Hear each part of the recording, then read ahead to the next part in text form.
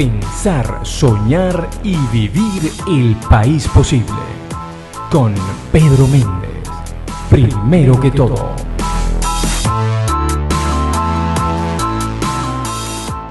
Y bienvenidos una vez más a Primero que Todo, arrancando la semana aquí desde Radio Comunidad. Mi nombre es Pedro Méndez Dager. Pueden seguirme en @Pedro-Méndez-D o en @radio-comunidad. Muchísimas gracias a todo el equipo de Radio Comunidad por hacer esta comunicación posible en vivo. Gracias a su director Elías Santana, a Rafael ahí en los controles. Primero que todo, busca discutir la coyuntura de Venezuela, pero pensando en la Venezuela posible con los venezolanos que la están construyendo desde ya. Vamos entonces rápidamente con el editorial del día de hoy. Siguen aumentando los casos de COVID-19 aquí en Venezuela, por lo menos esas son las cifras que el régimen comenta, y paradójicamente entonces esta semana hay una flexibilización de las medidas de cuarentena. No se entiende. Especulamos que probablemente tenga que ver con el calendario, entre varias series de comillas, electoral planteado por ese irrito CNE. Esta es la semana en que se inscriben los candidatos. No me extrañaría que el régimen haya hecho prevalecer este asunto por encima de la necesidad de la cuarentena. Ustedes saben que yo he sido de la tesis de que el impacto económico del coronavirus y de la cuarentena en Venezuela es terrible. La gente no tiene cómo quedarse en casa y la gente tiene que salir a trabajar, a resolver, a traer el pan a la casa. Y creo que lo que debería ser cualquier instancia responsable, ocupada de una política pública de salud, es ver cómo la gente puede trabajar en las mejores condiciones posibles, poniendo las condiciones necesarias o pudiendo establecer mecanismos de subsidio, como ha pasado no solamente en el tercer mundo, sino también en el primer mundo, que se está ayudando a la familia a poder quedarse en casa. Nada de eso está pasando, por supuesto, aquí en la administración del régimen. Y saltamos de Venezuela a Bielorrusia para hacer un comentario rápido. Ayer hubo elecciones en Bielorrusia. Lukashenko, que es quien preside a Bielorrusia desde hace 26 años, dice que ganó con 80% de los votos. Lukashenko, que ayer viendo las noticias aparecían por ahí en las redes esa foto de Mugabe, Chávez y Lukashenko, ¿no? Del Club de los Tiranos, todos ahí riéndose de nosotros probablemente. ¿Qué ocurre? Importantísimo seguir lo que pase en estas horas en Bielorrusia, que hay protestas masivas en las calles, y ver si esas protestas pueden llevar a un quiebre, protestas que lleven a un quiebre, y ese quiebre tiene que ser de la alianza de gobierno allá. Pero además destacar y tengamos muy presente en el panorama el rol de Rusia en este asunto, y el hecho de que Rusia no ha dejado de jugar su papel de potencia que pretende proyectar su poder no solamente en su área de influencia, sino también en otros continentes. Muy importante este caso seguirlo por la situación en la que se encuentra Venezuela. Vamos entonces rápidamente con la entrevista del día de hoy. Y hace 3-4 semanas, en primera instancia con José Manuel Bolívar, luego con el profesor Juan Maragall, hemos estado hablando de educación, de la educación en Venezuela. Hoy tenemos nuevamente a un invitado que ha dedicado su vida a la educación en Venezuela. Él es investigador en educación, asesor para el diseño de políticas públicas de educación, asesorado a algunos de los ministros. Es doctorado en la Universidad de París, fundador del Centro de Investigaciones Culturales y Educativas CICE, asesor de UNESCO, UNICEF, exdirector de CITERPLAN de la OEA, exmiembro del Consejo Nacional de Educación y asesor de instancias regionales, nacionales e internacionales en materia escolar. Se trata del profesor Mariano Herrera. Bienvenido, profesor. ¿Cómo le va? Le pido que ahora sí quite el mute. Hola, Pedro. Buenos días. Gracias por esta invitación. Un gusto estar contigo hoy. Profesor, bienvenido a Primero que Todo. sé que no está en el país y qué bueno que podamos hacer este contacto por este medio. Entrando en materia, no quisiera invertir mucho tiempo en esta pregunta, pero siempre es bueno hacerla. ¿Dónde estamos parados en términos de educación hoy en día en Venezuela? Bueno, Venezuela está parada en este momento más o menos 10 años atrás. Es decir, como estábamos quizás 10, 15 años, hace quizás 10, 15 años desde muchos puntos de vista. Uno de los puntos de vista es cuánta gente está yendo a la escuela, no solamente en términos de inscripción, que también ha bajado muchísimo, en algunos niveles y en algunas edades ha bajado más de 10%, en otros niveles, pero ese 10% es una cifra global. Si te vas al quintil 1, que es el 20% más pobre, entonces ahí no es el 10% que no está matriculado, sino llega casi al 30%. En general, pues, hay quizás unos 2 millones de gente que no está yendo a la escuela, ya sea porque no está inscrita, o ya sea porque está inscrita pero no puede ir, por diferentes razones que todos ustedes conocen, pues, entre otras, porque no tiene comida ni en su casa ni en la escuela, por las dificultades de transporte, y ahora con el COVID, por supuesto, no están yendo. Pero este problema no empezó con el COVID. Esto tiene mucho tiempo, y ya nada más que por eso estamos muy retrasados con respecto a América Latina, al promedio de América Latina, del porcentaje de personas que están yendo a la escuela en edad escolar, en las diferentes edades. En América Latina, por ejemplo, los que están en edad de primaria, digamos, de 5 a 11 o de 6 a 12, pues esos están en un 95 a 97% inscritos y asistiendo diariamente a la escuela como promedio en América Latina. Es decir, van todos. Y los que están en edad de estar en secundaria, es decir, de primer año a quinto año, que son de 12 a 17 o de 11 a 16, esos también están ya por encima del 70-75%, en países como Chile están por el 80%. Es decir, eso ya son cifras, las cifras de Venezuela son de hace 10 años, de los países de América Latina. Eso nada más en que vayan a la escuela. En aprendizaje no se sabe, pero porque no hay ninguna prueba, no se hace ningún tipo de prueba en Venezuela desde hace muchos años.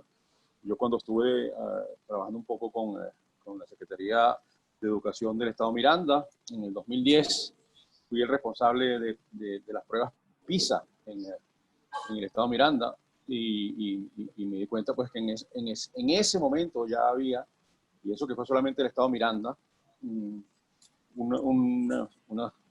rendimiento pero muy bajo, no solamente en las escuelas públicas, sino también en las escuelas privadas. Los colegios privados tuvieron el peor rendimiento de América Latina en las pruebas PISA en el Estado Miranda, comparado con los colegios privados también de otros países. Eso fue en el año 2010.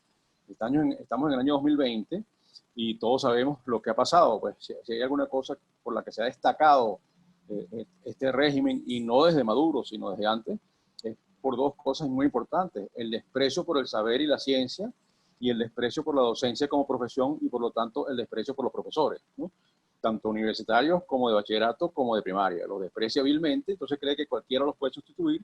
Yo me encontré en otras épocas, en el año 2012, 13, 14, me encontré en las zonas educativas, es decir, en las delegaciones del Ministerio de Educación en San Fernando de Apure, en Cumaná, en donde tú me digas, en Ciudad Bolívar, un afiche puesto que decía: si usted es egresado de la UPEL, de la UCB, de todas las universidades que no están con el régimen, ni siquiera intente dejar sus papeles aquí porque no va a encontrar trabajo. Aquí solo se va a aceptar credenciales de las universidades bolivarianas, no sé cómo que se llamaban, ¿no? Eso empezó así, que simplemente es una política clientelar. Pero luego está cómo ha disminuido el número de profesores titulares. En este momento tenemos casi 40% de profesores no titulares, que son los profesores controlados por el gobierno, porque tienen un contrato muy frágil que hace que los puedan despedir en cualquier momento. Entonces eso sigue las órdenes del partido político, como un militar sigue las órdenes de un coronel, ¿no? Como un soldado sigue las órdenes de un sargento, de un capitán, no sé de quién, ¿no?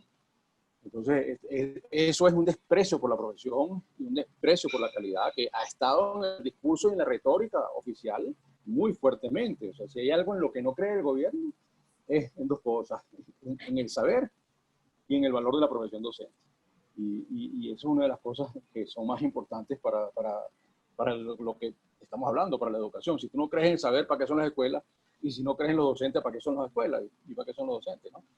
Bueno, sabemos hoy en día para qué son, según ellos, ¿no? Solamente para inculcar la ideología política, una cosa que los marxistas de los años 70 criticaban, decían que las escuelas no podían ser lo que eran en aquel momento, en los 70, porque eran una institución que solo quería reproducir los valores capitalistas. Lo llamaban aparatos ideológicos del Estado. Esto fue, eso lo escribió gente que va desde Marcuse hasta Althusser, pasando por un montón de gente. O sea, la escuela había que, en la escuela de educación de la central, que dominada en aquel momento por una izquierda que está ahora en el poder, pues, ahora, bueno, ellos ni siquiera llamaban a sus egresados profesores, eran licenciados en educación, mención planificación, eran planificadores de la educación, porque para ellos las escuelas eran un sitio donde no trabajaban profesionales.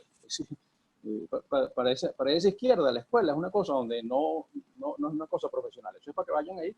Y eso que criticaba el marxismo de los años 70, que era la educación como aparato ideológico del Estado, ellos lo asumieron como nadie. Si hay algo que es ahorita una escuela en Venezuela, es un aparato ideológico del Estado, tanto desde el punto de vista clientelar, o sea, para conseguir transmisión y obligación de votar a favor del partido de gobierno, como desde el punto de vista del culto a la personalidad de los líderes, desde el punto de vista de la tergiversación de los hechos históricos, es decir, una enorme cantidad de cosas sobre las cuales uno puede ver que si hay algo que es para el gobierno, la escuela hoy, es para que sea efectivamente lo que ellos criticaron, es decir, un aparato ideológico del Estado. Le hago dos preguntas que se derivan de esta última respuesta. Justamente me da curiosidad si ha tenido usted la oportunidad de discutir, de conversar, de escuchar al menos las posiciones de educadores, digamos que venían o vienen de la izquierda y que justamente criticaron el sistema político y probablemente el sistema educativo previo a 1998, y qué dicen hoy de los resultados de la educación luego de 21 años de este modelo. ¿Se ha encontrado, ha podido discutir eso? ¿Qué dicen? ¿Se arrepienten, no se arrepienten? Dicen que es cuestión, es problema del imperio, que no deja que la educación camine. ¿Cuál es esa conversación? Bueno, como todo en la vida, hay un balance, ¿no? La famosa curva de Gauss, ¿no? Hay unos que se mantienen en la extrema izquierda y que no ha cambiado nada, ni ven ninguna necesidad de cambiarlo. Hay otros que se volvieron más de derecha que los fascistas nazis, pues, o sea, y que antes eran de extrema izquierda, ¿no? Y hay una cosa en el medio, ¿no? Yo tengo amigos profesores universitarios actuales que están totalmente en contra del gobierno, pero que empezaron a favor del gobierno. Y hoy en día pues son igual de críticos que nosotros y son capaces de, algunos de ellos firmaron los documentos del Plan País, y ellos arrancaron se burlaban de mí cuando yo iba a estos programas de radio en los años 2000, 2004, con el propio Elías y con otros. Ellos se burlaban de mí por la prensa, por la cosa, si nos encontrábamos en lugares públicos porque somos amigos, ¿no? Y estábamos, bueno, no hacían sino, bueno, no me veré gallo, pues, ahí, este estaba en la manifestación contra Chávez, no sé qué, así. Y ahora, hoy en día, están más alarmados que nosotros, ¿no? Y porque conocen el demonio por dentro más que nosotros, ¿no? Entonces, vieron cómo es la cosa, ¿no? Y en una el medio, pregunta, pues, disculpe que lo interrumpa. Se ha hablado mucho del tema del adoctrinamiento, por usar una palabra, en el sistema educativo. ¿Qué, digamos, elementos puntuales existen que uno pueda decir esto se está haciendo en términos o en función de adoctrinar a los jóvenes, a los niños, y está haciendo esto otro, se implementó esta política? ¿Qué cosas en ese orden existen? sí, bueno, adoctrinamiento lo hay en los libros de texto. En los libros de texto hay una tergiversación histórica que, por ejemplo, digamos, los 40 años de democracia en cuanto a la descripción de las presidencias desde Betancourt hasta Caldera, el Caldera previo a Chávez, vamos a decirlo en términos cuantitativos, ocupan, vamos a decir, 3 páginas en los libros o 4 páginas en los libros de texto del gobierno. En cambio, la presidencia de Chávez ocupa 20 páginas, ¿no? Es decir, ese tipo de cosas la hay, y eso es culto a la personalidad, y entonces ahí está toda esa retórica bolivariana, revolucionaria, y una cantidad de cosas falsas sobre que antes la educación no era gratuita y ahora sí, antes la educación no era gratuita. Cuando la educación es gratuita en Venezuela es de 1870, la educación educación pública, 1870. No 1970, 1870. ¿No?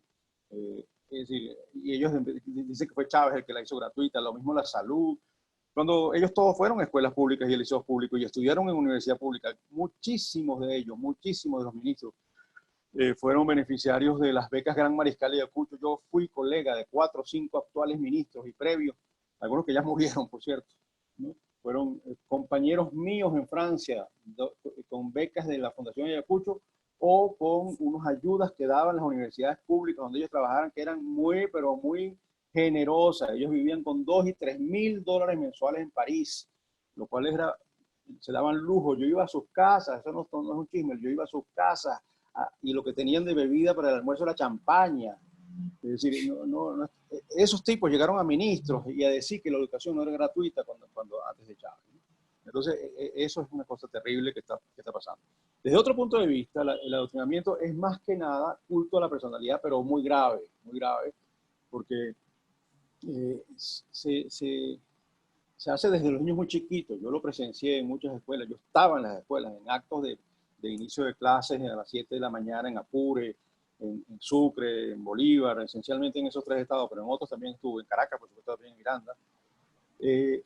¿Y qué era lo que pasaba? En las escuelas muy dominadas por el partido de gobierno, pues, que las maestras, directoras de escuela, que había sido nombrada a dedo y que era muy leal a las autoridades del partido de gobierno, les decían a los niños una retórica al inicio de clase completamente favorable, o sea, un culto a la personalidad, un culto al bolivarianismo del gobierno, y hacían que los niñitos chiquiticos de segundo y tercer grado leyeran unas odas a Chávez y unas odas a no sé qué, delante de mí, sin ninguna vergüenza, que sabían que yo no estaba ahí para eso, sabían que yo no era un agente del gobierno, ni mucho menos. Nosotros estamos ahí haciendo otro tipo de trabajo para ayudarlos a mejorar la lectura en los niños y todas esas cosas. Entonces, eso es muy grave, pues muy grave porque los niños viven encerrados en un mundito en donde no se habla sino de eso y en donde además la comida viene por ahí, todo es gracias a que eso es una cosa que hacía, yo no me lo creía cuando era adolescente y tenía mis ideas revolucionarias también. Yo no me lo creía, pero eso lo inventaron los comunistas en Cuba, probablemente en la Unión Soviética antes, ¿no? Se decía que le decían, rézale a Dios a los niñitos de primer grado, ¿no? A ver si te trae caramelo, entonces le rezaban y no le traía nada. Entonces, rézale a Fidel, y entonces la maestra le ponía caramelo. Yo ahora creo que eso es posible, sí. Yo estoy casi seguro que es verdad. Yo estoy casi seguro que eso es verdad. Eso me lo contaba mi mamá, Claro. que era copellana. Entonces decía, no, eso tú me lo dices porque tú eres copellana anticomunista. Pero no, yo ahora creo que es verdad, porque cosas por el estilo, digamos, eso es un extremo. No quiero decir que eso es lo que esté pasando. Eso es un extremo. Digamos, pero cosas como esas de distintos niveles sí suceden todos los días. Sucedían, pues ahora con el COVID no puede suceder nada de eso. Pero hasta hace poco sucedía y desde hace mucho, desde hace 15 años, 10 años, 7 años, eso sigue pasando en muchas escuelas públicas. Al niño se le hace ver que todo el bienestar que él puede tener gracias a que existe la escuela y en la escuela exista comida y todo eso es porque vino un señor que se llama Chávez y generó ese milagro que es que haya comida en la escuela, cuando el programa alimentario escolar se inventó en el año 96, que fue una transformación de la beca alimentaria, que es muy anterior, desde el año más o menos 89-90, que era una beca que se le daba a las mamás que llevaban a sus hijos a la escuela, y las mamás iban los sábados a cobrar una beca por cada niño, hasta 3 niños. Y eso se cambió cuando estaba el ministro Cárdenas.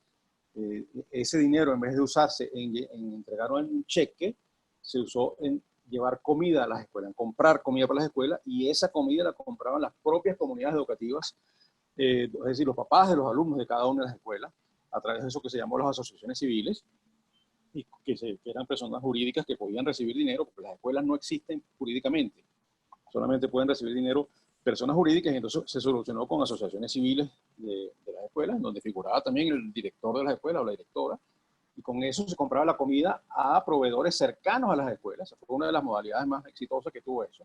Yo presencié cómo fue ese paso del cheque entregado a la comida comprada por las comunidades. Eso se empezó muchísimo antes de Chávez.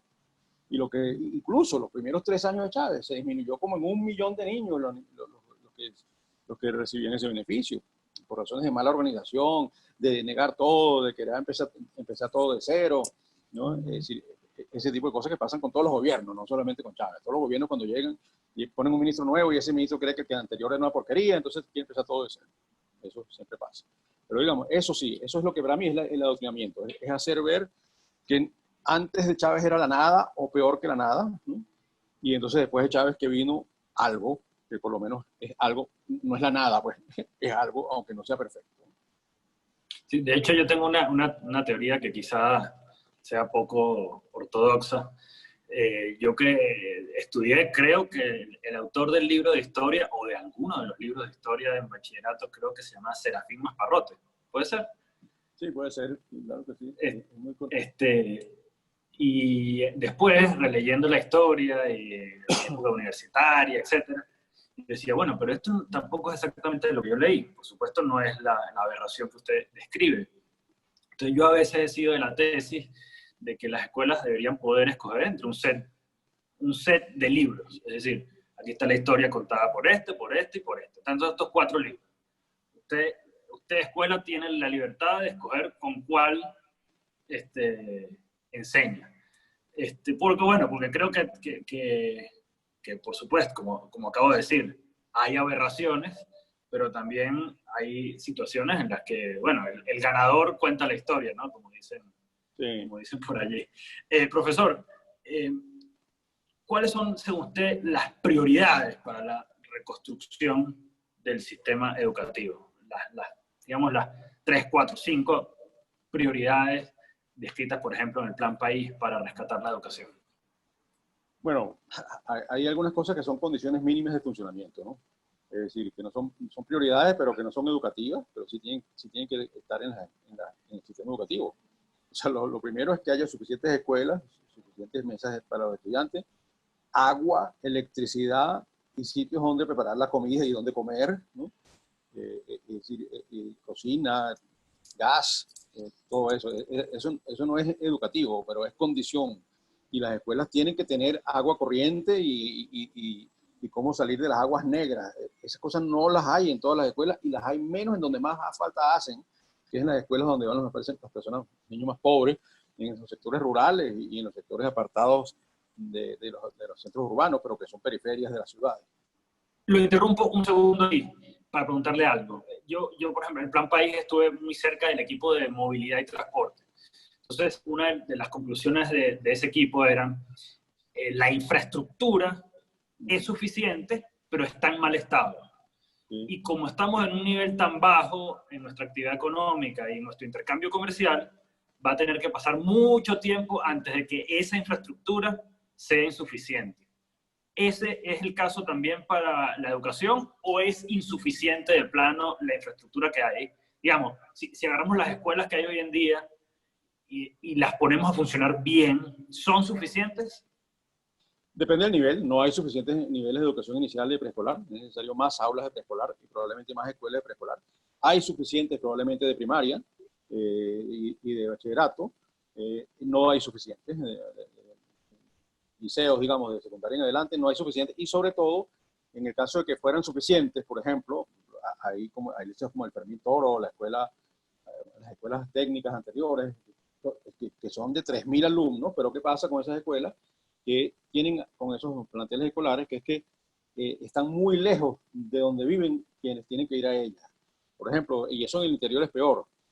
Los liceos están a veces en las grandes ciudades o en los pueblos importantes, pero los niños que tienen que ir a esas escuelas tienen una escuela rural a la cual sí le llegan a pie en 20 minutos caminando, a veces en 1 hora caminando, pero bueno, está relativamente, entre comillas, fácil de llegar, pero en cambio, si tienen que coger un autobús que pasa a las 5 de la mañana y que tardan 2 horas en llegar a la escuela para llegar a las 5, a las 6, qué sé yo, y esperar 1 hora mientras abren, eso es un problema. Eso no solamente pasa en los sitios rurales, eso puede pasar en La Vega. Las escuelas están arriba en el cerro y el liceo más cercano está en el Paraíso, y mientras llegan de allá hasta aquí, y con todos los peligros de transporte público y todo eso, es complicado. Entonces, los liceos son demasiado, hay muchísimo menos liceos que escuelas.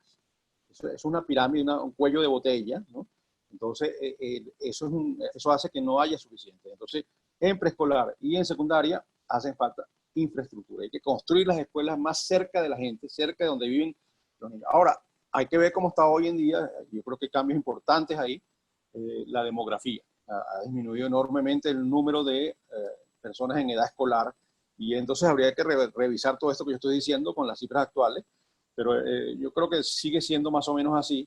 Los niveles menos atendidos siempre han sido esos dos, porque primero no era obligatorio, o sea, la primaria era el único nivel obligatorio hasta más o menos 1984, creo. Después se hizo obligatorio la educación básica, creo que fue ahí en 1984, que eran 10 años, y ahora la Constitución dice que es obligatorio el bachillerato. Entonces, eso no estaba cubierto por la infraestructura vigente en sus momentos, ¿no? Y tampoco, digamos, el chavismo no ha construido prácticamente ninguna escuela. Entonces, durante estos 20 años ha habido un déficit gigantesco, nada más y nada menos que de eso, de aulas y de mesas y pupitres para los alumnos. Entonces, sin eso, pues, no hay nada que hablar de prioridad. O sea, tienes que tener eso. Y las escuelas que están, las que existen, bueno, hay una enorme cantidad. En este momento hay sindicatos de maestros que tienen información de sus afiliados en toda Venezuela. Y entonces las cifras de ellos dicen que 80% no tienen el agua, no tienen cómo preparar la comida, no tienen electricidad. Entonces, olvídate. O sea, si eso no existe, pues las otras prioridades son una tontería. Ahora, lo que sí es importante es que hay que estar listos para saber qué hacer cuando todo eso esté listo, ¿no? Cuando la infraestructura esté mejorando y haya, digamos, unos planes y sepas, bueno, para el año tal vamos a tener una cantidad, o qué sé yo, 90% de los puestos de preescolar necesarios, de educación inicial, como se llaman ahora, igual en secundaria. Bueno, pues, si eso es así, entonces tú puedes ir preparando. Entonces, ¿qué es lo que hace que una escuela se aprenda? Lo que hace que una escuela se aprenda es que los maestros sean buenos. Eso es la prioridad número uno, ¿no? Yo me acuerdo de una época en que se discutía esto y estábamos hablando de esto. Entonces decían, bueno, es que hay que cambiar el currículum. Y mira, yo le decía, un buen currículum con un mal maestro no sirve para nada. En cambio, un buen maestro con un mal currículum enseña mucho, ¿no? Entonces, la prioridad es el maestro. Tiene que ser el maestro. Y entonces ahí hay que hacer una cosa. El maestro depende de que el maestro sea bueno. Depende de varios factores, ¿no? Pero hay uno muy central, que es que esté muy bien formado por la universidad donde estudie para ser maestro, ¿no? Entonces hay que trabajar muy bien la formación de los maestros. Las universidades que los forman tienen que tener efectivamente, ahí sí el currículo va a ser muy importante, ¿no? El currículo y los profesores que van a estar en las universidades formando a estos futuros maestros. Eso tiene que ser una cosa muy importante, que la formación de los maestros esté. Lo que pasa es que tú no vas a poder contar únicamente con los maestros que egresen una vez que tú mejores la formación de los maestros en las universidades, sino que también tienes que contar con los maestros que están trabajando hoy en día y que a lo mejor carecen de esa formación que sea la ideal o la mejor posible, ¿no? Entonces también tienes que tener unos programas de apoyo a los maestros que están ahora, tanto en capacitación como en otras cosas que llaman ahora coaching. O sea, personas que vayan allá y los ayuden a trabajar mejor, porque cuando alguien no tiene las herramientas que hacen falta para trabajar, tú no le puedes echar la culpa de que el mueble salga feo a un carpintero que está trabajando siempre con un serrucho y no tenga las herramientas que hacen falta para trabajar una madera fina y hacer un mueble bonito, ¿no? Si lo que tiene un serrucho, pues nunca lo va a lograr, ¿no? Pero no es culpa de él, es que no domina ni tiene la capacidad de acceder a las herramientas que hace falta. A muchos maestros les pasa lo mismo. Si lo graduaron mal, si fue un maestro express, pues tampoco tienen las herramientas para trabajar y hacer el trabajo que tiene que hacer para que los niños aprendan. Entonces no le puedes echar la culpa a él. Los maestros no son culpables de nada cuando los maestros no aprenden, cuando los niños aprenden. Muchas veces hay muchos otros factores y sobre esos factores hay que actuar, ¿no? O sea, la formación en la universidad es un tema para el mediano plazo, pero para el plazo inmediato tú tienes que tener unos programas inmediatos para apoyar y capacitar y darles apoyo de formación y de acompañamiento a los maestros que están allí. Eso tiene muchas formas de hacerse. Por suerte, hay algo bueno en el COVID, que es que estamos aprendiendo a hacerlo a distancia. Esto que estamos haciendo ahorita, yo estoy ahorita dando más clases que nunca en mi vida.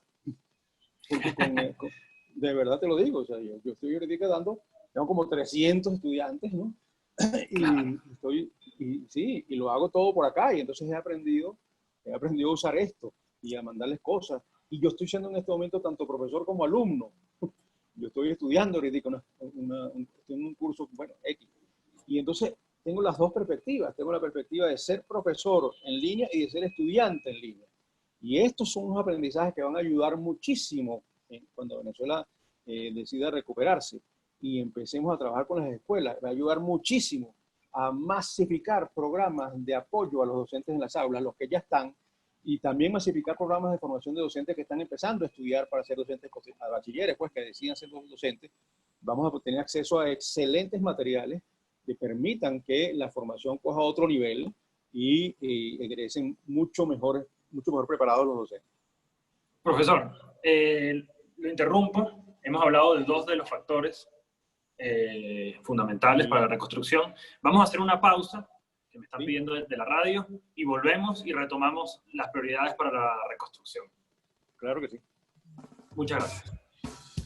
Y volvemos aquí en Primero que Todo con el profesor Mariano Herrera. Estábamos escuchando acerca de las prioridades para la reconstrucción del sistema educativo. Habíamos hablado de la importancia de tener condiciones en la infraestructura, de tener servicios suficientes en la infraestructura educativa, y además enfocarnos en la calidad y las condiciones de los maestros y que puedan realmente tener salarios dignos y condiciones dignas para ejercer su profesión. ¿Qué más hay que hacer, profesor, en la reconstrucción? Bueno, es que dentro de esto hay que ver un poquito también un poco desde más arriba. El tema del docente tiene muchos factores. Entonces, uno es la formación, pero otro es la selección y la carrera que puede hacer adentro, pues la evaluación de su desempeño, para qué usarla, cómo montarla, cómo diseñarla, cómo llevarla adelante, etcétera. Eso es otro tema. Y luego está el fortalecimiento propio de la escuela, que es donde trabaja el docente. Las escuelas son centros que tienen acción sobre el aprendizaje de los niños, independientemente de los docentes, o no independientemente, sino aparte de los docentes, además de los docentes. Y eso requiere buenos directores. Y lo de los buenos directores se puede hacer relativamente rápido. No es lo mismo seleccionar, no sé, 200.000 nuevos maestros buenos que seleccionar 20.000, es decir, son 10 veces menos. Si te pones a verlo por estado, son menos de 1.000 por estado en muchos casos. Buscar 1.000 docentes buenos en cada estado no va a ser tan difícil, digamos, pero hay que formarlos también para que sean buenos directores, porque el fortalecimiento de la escuela es muy, pero muy importante. El peso de la escuela como institución, en cada una de las aulas y en todo lo que sucede en el aprendizaje de todos los alumnos, es importante, y uno de los factores que más inciden que sea bueno es que haya directores buenos. Entonces, pero los directores de Venezuela son nombrados sin nadie que los forme, sin nadie que les diga ni siquiera. Claro, ellos han visto a trabajar los directores porque son docentes de esa misma escuela o de otra, y entonces más o menos saben qué es lo que tiene que hacer un director, pero no hay una formación que tenga base académica, científica y de experiencia mundial sobre qué es lo que tiene que ser un buen director para ser bueno, ¿no? Entonces, ese es otro, ¿no? Es un tema. Luego, por la periferia de las escuelas, que otras prioridades que hay que tener, hay dos elementos fundamentales. Uno es, digamos, local. Hay que tener cerca de las escuelas municipios poderosos en el apoyo justamente a las escuelas. Ahí tiene que haber equipos donde haya una coordinación de capacitación, una coordinación de apoyo a los directores, qué sé yo. Hay una serie de elementos que tienen que estar alrededor de las escuelas, incluso de supervisión, de apoyo, para que no haya maestros tampoco haciendo daño en las escuelas, porque puede haberlo, ¿no? Y entonces, como lo hay en todas las profesiones, ¿no? Gente que tiene un bajo nivel moral o ético, o que está pasando por un momento muy difícil en su vida y tiene 5 años haciendo las cosas como no es, pues todo eso requiere supervisión, apoyo y que haya gente que pueda estar cerca y que tenga no sé, la autoridad suficiente, pues, para tomar algunas medidas ahí, ¿no? Eso, digamos, tiene que ver con la descentralización del sistema educativo, pero que no forzosamente es una descentralización así a los porrazos, sino antes de descentralizar fortaleces donde hay que fortalecer, o al mismo tiempo que descentralizas, porque no es lo mismo tener, digamos, un municipio fuerte en Baruta, en Chacao o en el municipio Sucre, que tenerlo en Viruaca o en Guasdualito. O sea, esos municipios necesitan muchísimo, son desiguales desde muchos puntos de vista, ¿no? Entonces, esto es un tema muy importante. Entonces, aquí, digamos, tenemos que tener dos elementos fuertes y se pueden llamar, desde el punto de vista de bien abstracto. Uno es la valorización de la profesión docente, una prioridad, y la valorización de la escuela como institución educativa prioritaria, ¿no? Esas son dos cosas importantísimas. Hoy en día yo creo que es fácil hacerlo, porque el COVID le ha demostrado a la sociedad lo importante que es que las escuelas estén abiertas y el trabajón que hacían los maestros, que ahora lo están haciendo las mamás y los papás, ¿no? Es decir, eso ya, yo creo que la gente se ha dado cuenta, caramba, ojalá que abran la escuela pronto, Por supuesto que hay un temor de mandar a los niños a la escuela en el caso que abriera, pues bueno, se me va a contagiar, qué sé yo qué. Pero ¿cuántas mamás están diciendo, cómo aguanta esa maestra 30 niños si yo no puedo con los dos míos, con el único mío? Entonces, eso está, digamos, yo creo que es un momento muy propicio para que en cuanto haya esa oportunidad, haya un consenso nacional para el valor de la profesión docente, que pasa por aumentarle el sueldo en primer lugar, por supuesto, y poner un sueldo más que decente como profesional. Pero no solamente con el sueldo, sino con apoyarlos de muchos otros puntos de vista. Hay que cambiar completamente la forma de presupuestar el sistema educativo. Y eso también está en el plan país, ¿no? ¿Cómo se puede presupuestar eso? ¿Cómo se debería hacer? Y la valorización de la escuela como institución. La escuela debe ser el sitio más valorado por la sociedad. De hecho, en muchas encuestas que se hacen los alumnos ahora durante el COVID, en muchos países del mundo, los niños dicen la escuela es el mejor sitio para estar. Te lo dicen ellos, ¿no? Porque ahí tenían sus amiguitos, porque muchos tenían a maestras que aunque no fueran a lo mejor excelentes enseñando matemáticas, eran excelentes personas. Entonces, todo eso está ahí, ¿no? Entonces, hay una serie de cosas que están pasando con eso y que se deberían aprovechar. Entonces, por eso te digo, y una cuarta cosa, pues la tercera, digamos, es esto que te dije, el apoyo a las instituciones, a las instancias cercanas a las escuelas, ¿no? Que podemos llamar descentralización, pero es una descentralización cualitativa que estamos hablando, ¿no?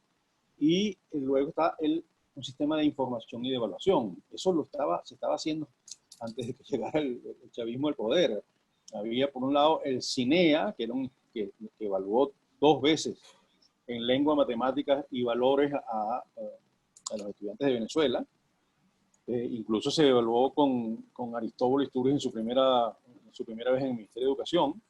Y estaba también el CIGEDUM, que ha cambiado de nombre, pero que es un sistema de información donde en las escuelas, los directores de escuela, por supuesto, no había internet en las escuelas, pero había cibercafé y todas esas cosas que todavía hay, iban casi que diariamente, pero por lo menos semanalmente, y ahí registraban la matrícula, la asistencia diaria, tanto de docentes como de alumnos, y una cantidad de información, pero con un clic, no era ya una sábana de papel con miles de, como se hacía cuando yo estudiaba, cuando yo empecé a dar clases, los directores ponían encima una mesa, una sábana, un papel más grande que la mesa, y ahí tenían entonces cada uno de los grados, cada uno de los profesores así, iban anotando las cosas, un trabajo tremendo.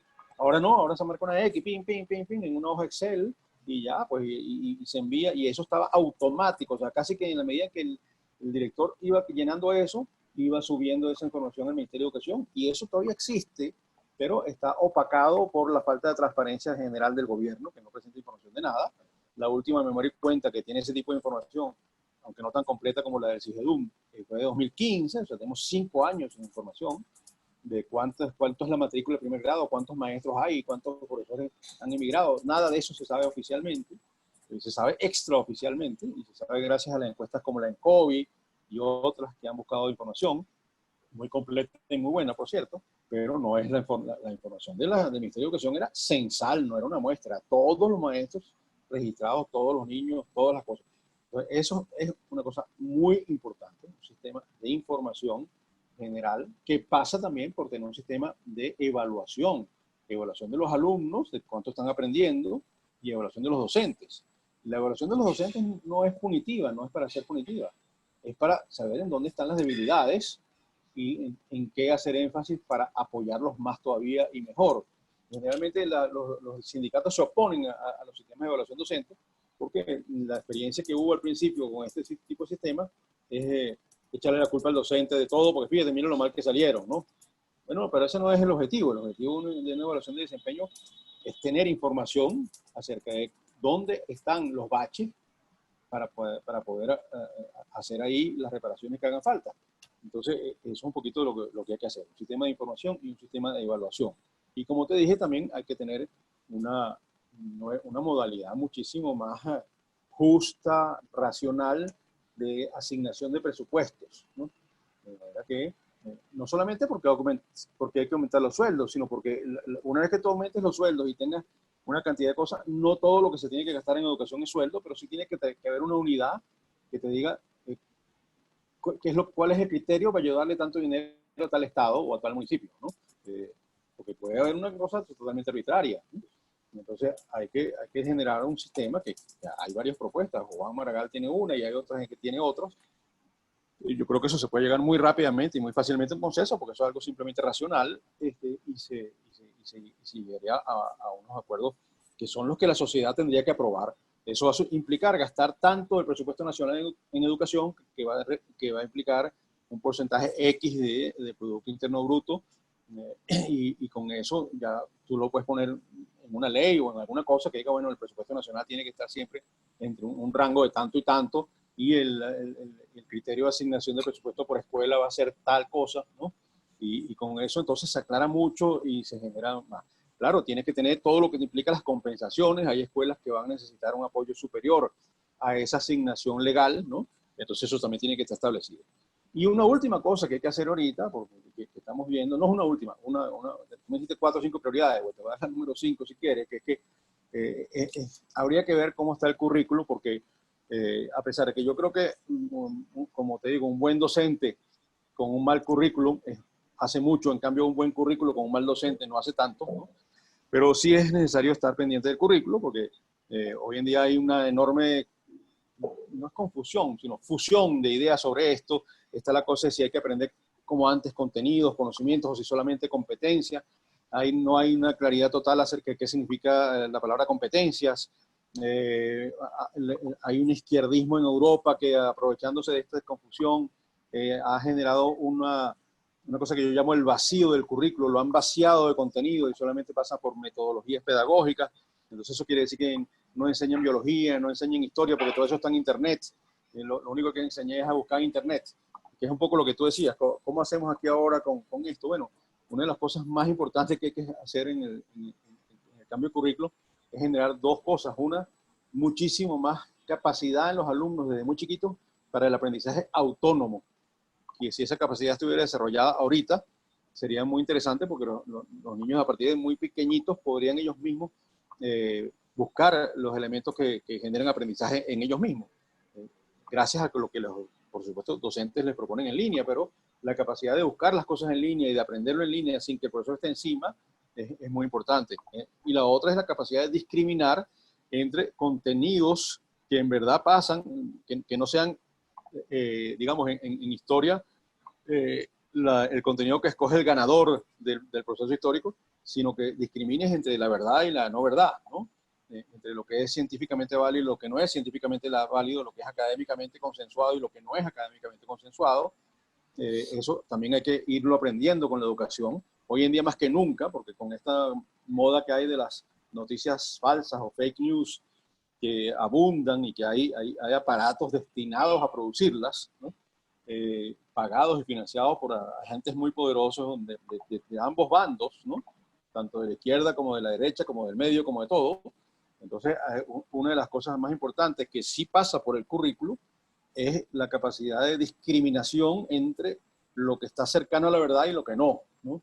Y tú puedes rechazar toda una cantidad de cosas que te inundan en tus redes sociales y en distintas, por otras modalidades, por el WhatsApp, por lo que sea, que cantidad de cosas. Mira lo que dice este médico sobre la cura del WhatsApp, y cómo tú puedes saber, cómo discernir entre lo que es más cercano a la verdad y lo que no, cómo tú aprendes a que no todo lo que está en Internet es verdad, es decir, todas esas cosas. Profesor, nos quedamos sin tiempo. Ya me imagino. Muchísimas gracias. La verdad es que tenemos como para dos programas sí. más, por lo menos. Sí, da. Muchísimas gracias por seguir pensando el futuro de la educación en Venezuela. Es muy necesario. Le ruego que hagamos una conversación de nuevo pronto para hablar acerca de qué podemos hacer hoy, qué podemos hacer mientras tanto. Es decir, yo creo como político que la prioridad tiene que ser lograr el cambio cuanto antes, y sin cambio político el país no va para ningún lado, pero tampoco nos podemos permitir que los jóvenes, los niños de este país sigan a la deriva, porque cuando logremos el cambio vamos a necesitar capital humano formado. Podemos hacerlo, Pedro, porque mi último artículo que aquí, terminé de escribir antier y lo mandé ya, se llama Mientras Tanto, y es sobre eso que estás diciendo. Bueno, le voy a pedir que me lo mande para darle difusión. Muchísimas gracias al profesor Mariano Herrera por estar el día de hoy con nosotros. Muchísimas gracias a todo el equipo de Radio Comunidad, a su director Elías Santana, a Rafael ahí en los controles. Nos vemos el lunes que viene repasando la coyuntura política del país y pensando en la Venezuela del mañana. Esto fue Primero que Todo. Pensar, soñar y vivir el país posible. Con Pedro Méndez. Primero que Todo.